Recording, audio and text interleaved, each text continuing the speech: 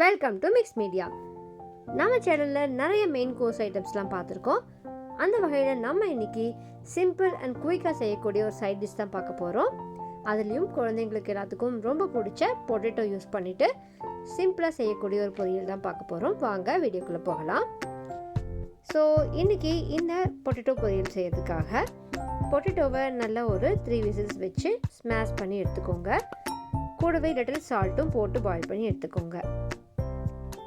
அடுத்ததான் நம்ம கடாய் வச்சுட்டு கடாய் ஹீட் ஆனதும் ஆயில் ஆட் பண்ணிவிட்டு கடுகு நல்லா பொரிஞ்சு வரட்டும் வெயிட் பண்ணி அதுக்கு அடுத்ததாக ஆனியன் அண்ட் கார்லிக் போட்டு நல்லா வதக்கி கொடுங்க.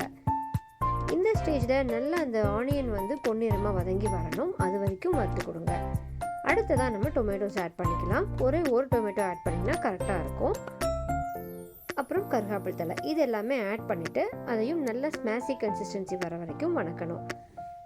இதில் நம்ம இன்றைக்கி என்ன பண்ணியிருக்கோன்னா பொட்டேட்டோ அண்ட் ஆனியன் லைட்டாக ஸ்ப்ளிட் பண்ணியே நம்ம வணக்கிறோம். ஏன் அப்படின்னா அப்போ தான் நமக்கு அந்த பொட்டேட்டோக்கு ஒரு ஸ்மாஷி கன்சிஸ்டன்சி கிடைக்கும். அதுக்காக நல்லா அதை வதக்கி கொடுத்துட்றோம். இதில் பார்த்திங்கன்னா இந்த ஆனியன் அண்ட் டொமேட்டோஸ் ரெண்டுமே சேர்ந்து மர்ஜ் ஆகி வரணும், அது வரைக்கும் வணக்குங்க. உங்களுக்கு வேணும் அப்படின்னா கொஞ்சமாக சால்ட்டும் ஆட் பண்ணிக்கலாம். ஆட் பண்ணி நல்லா மிக்ஸ் பண்ணி கொடுத்துருங்க. அடுத்ததாக நம்ம இந்த பொரியலுக்கு தேவையான அளவு ஸ்பைசஸ் இங்கே ஆட் பண்ணிக்க போகிறோம். ஸ்பைஸ்க்காக ப்ளஸ் கொஞ்சம் கலருக்காக நீங்கள் காஷ்மீரி சில்லி பவுடரும் ஆட் பண்ணிக்கலாம். 1 டீஸ்பூன் கிட்ட காஷ்மீரி சில்லிஸ் ஆட் பண்ணிங்க அப்படின்னா நம்மளுடைய மிளகாய் தூள் 1 டீஸ்பூன் இல்லை 1.5 டீஸ்பூன்ஸ் நீங்கள் ஆட் பண்ணிக்கலாம்.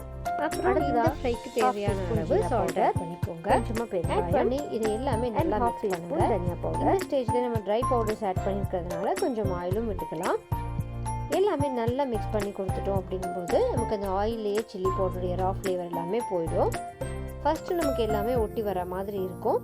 பட் கொஞ்சம் நேரத்தில் பார்த்தீங்கன்னா எல்லாமே நல்லா பிரிஞ்சு வர ஆரம்பிச்சிடும். அந்த ஆயில் எல்லாமே வெளியில் வர ஆரம்பிக்கும். அந்த ஸ்டேஜில் நம்ம பொட்டேட்டோஸை ஆட் பண்ணிக்கலாம். நமக்கு இப்போது இந்த சில்லி பவுடருடைய ரா ஃப்ளேவர்லாம் போகினதுக்கப்புறமா ஆயில் ஸ்ப்ளிட் பண்ணி விட்டதுக்கப்புறம் ஆட் பண்ணோன்னா தான் நமக்கு இந்த ஆலு எல்லாமே நல்லா மிக்ஸ் ஆகி கொடுக்கும். இல்லைன்னா நமக்கு அங்கங்கே ரா ஃப்ளேவர்ஸ் வரும். அதனால் ஃபர்ஸ்ட்டே நம்ம இந்த மசாலாஸ் எல்லாமே நல்ல ஆயிலில் ஃப்ரை ஆக வரைக்கும் வெயிட் பண்ணிவிட்டு அடுத்ததாக நம்ம பொட்டேட்டோஸ் ஆட் பண்ணிக்கலாம். ஆட் பண்ணி அதையும் நல்லா மிக்ஸ் பண்ணி கொடுங்க. கொஞ்ச நேரத்தில் பார்த்தீங்கன்னா நமக்கு கடாயில் ஒட்டவே ஒட்டாது. அந்த ஸ்டேஜில் நம்ம கொத்தமல்லி தழை தூவிட்டு இறக்கிடலாம். இந்த பொட்டேட்டோ ஃப்ரை குழந்தைங்களுக்கு ஸ்கூல் லஞ்ச் பாக்ஸுக்கு கர்ட் ரைஸ் கூட கொடுத்தீங்கன்னா ரொம்ப சூப்பரான காம்பினேஷனாக இருக்கும். ப்ளஸ் சப்பாத்திக்கு சைட் டிஷ்ஷாகவும் யூஸ் பண்ணலாம்.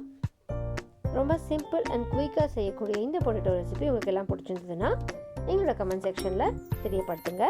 இதே மாதிரி இன்னும் பல ரெசிபீஸ்க்காக நம்ம சேனலை சப்ஸ்கிரைப் பண்ணிவிட்டு மறக்காமல் லைக் அண்ட் ஷேர் பண்ணுங்கள். டாட்டா, பாய் பாய்.